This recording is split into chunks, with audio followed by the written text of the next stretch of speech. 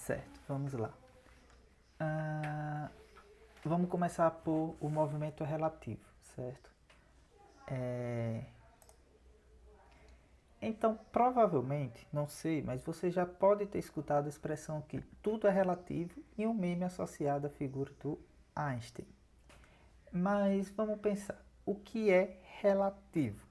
De acordo com o dicionário Aurélio, relativo é tudo aquilo que denota ou demonstra algum tipo de relação, que está relacionado.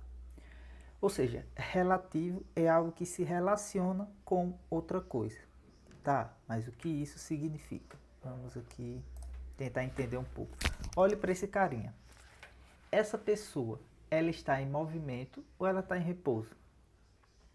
Como que eu posso saber se ela está em movimento ou está em repouso? Se eu sei que ela está se movendo, ela se move para cá, para cá, para cá, para cá. Para onde que ela está se movimentando? Na verdade, não tem como a gente saber. Por que não tem como a gente saber? Porque a gente não está olhando para essa pessoa, comparando ela com alguma coisa. É isso que significa o movimento é relativo. Eu tenho que comparar ele com alguma coisa. A única forma de eu saber se essa pessoa está se movendo ou não é colocando uma segunda coisa.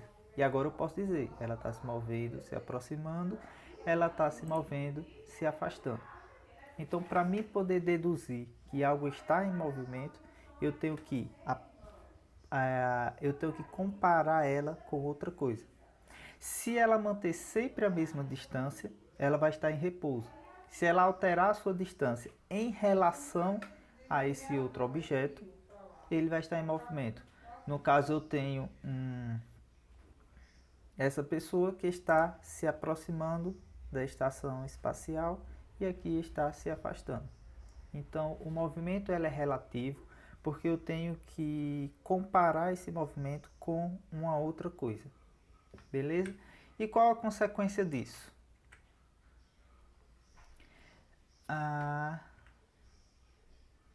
Isso aqui só para demonstrar que eu preciso dessa outra coisa. Se eu retirar, eu não sei agora se esse cara aqui ele está se movendo ou se essa pessoa aqui ele está em repouso, certo? Uma implicação para isso. Vamos aqui. Quando a gente fala que o movimento ele é relativo, ele vai ter uma relação com uma outra coisa. Então, quão rápido, por exemplo, esse astronauta ele se aproxima dessa estação, supondo que a velocidade dele seja de 20 km por hora e a velocidade da estação seja de 80 km por hora.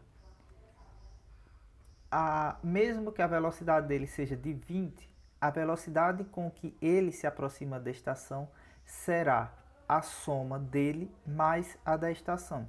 Porque ele está indo para frente a 20 km por hora e a estação está vindo para trás a 80 km por hora. Então a velocidade com que ele se aproxima da estação é de 100 km por hora, certo? Porque de acordo com que ele vai para frente a 20 km, a estação vem a 80 km. Mudando, por exemplo, a situação, os dois estando na mesma direção, também a 80 km por hora e a 20, o que vai acontecer é que a estação ela vai se aproximar do carinha, vai ultrapassar e depois vai embora. A questão é com que velocidade a estação se aproxima desse cara.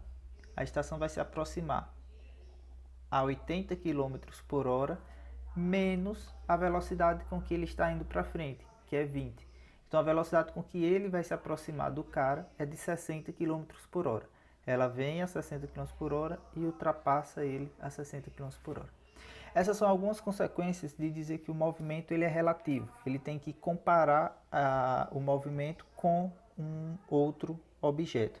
Aqui na Terra, quando a gente diz um carro está a 80 km por hora, significa que ele está a 80 km por hora em relação à superfície. Uma pessoa corre a 20 km por hora. Significa que sua velocidade de 20 km por hora é em relação à superfície da Terra. Beleza? Então, movimento relativo é isso. Eu sempre tenho que olhar o movimento em relação a alguma coisa. E dependendo do referencial que eu estiver adotando, dependendo do que eu estiver comparando, eu vou ter movimento ou não. Por exemplo, eu agora estou sentado na cadeira em repouso, de frente para o computador em relação ao computador. Mas eu estou em movimento em relação, por exemplo, ao Sol, porque a Terra está em movimento. Então, eu tanto posso estar em movimento como posso estar em repouso, dependendo do referencial que eu adote. Beleza?